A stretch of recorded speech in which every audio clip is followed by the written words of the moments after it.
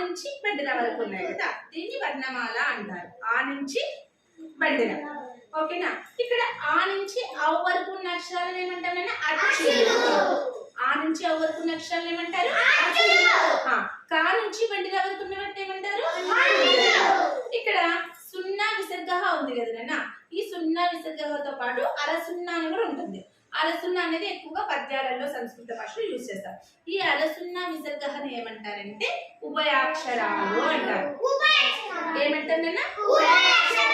కాబట్టి అక్షరమాల లేదా వర్ణమాల 3 రకాలు: అచ్చులు, ఎన్ని రకాలు నాన్న? ఏంటి చెప్పండి. సరే, ఇప్పుడు ఇక్కడ మనకి వర్ణమాల ఇక్కడ ప్లాంట్ ఉంది కదా, ఈ వర్ణమాల ప్లాంట్ లో నేను అక్షరాలు చూపిస్తాను. ఎవరిని అడిగితే వాళ్ళు ఆ అక్షరం చదవాలి, అది అచ్చునా హల్లునా చెప్పాలి. ఓకేనా? పవిత్ర అంటే చెప్పు. అచ్చు, అచ్చు అంతే, సింగిల్ కదా, అచ్చు.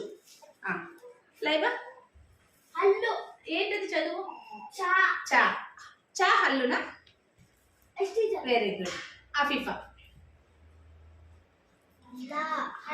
Very good, హల్లు.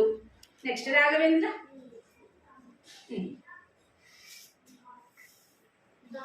ద హల్లు వెరీ గుడ్. నెక్స్ట్ మనోజ్. హల్లులు. అచ్చునా హల్లునా? హల్లు. ఆ నుంచి ఔ వరకు ఉన్న వాటిని అచ్చులు అంటారు. నెక్స్ట్ చిన్ను.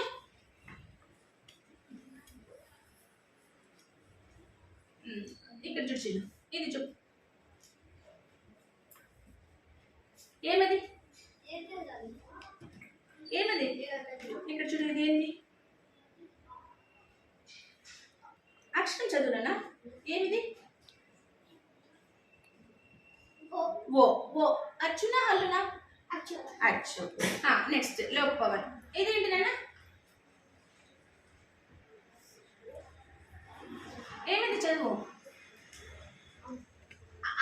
అహా. దీన్ని ఏమంటాము? చెప్పినా ఇందాక, దీన్ని ఏమంటాము? విసర్గ. విసర్గ దేని కిందికి వస్తుంది? గట్ట చెప్పు. ఉభయాక్ష. Very good Pavan. కాబట్టి మనము ఆ నుంచి ఔ వరకు గల అక్షరాలని అచ్చులు అంటాము.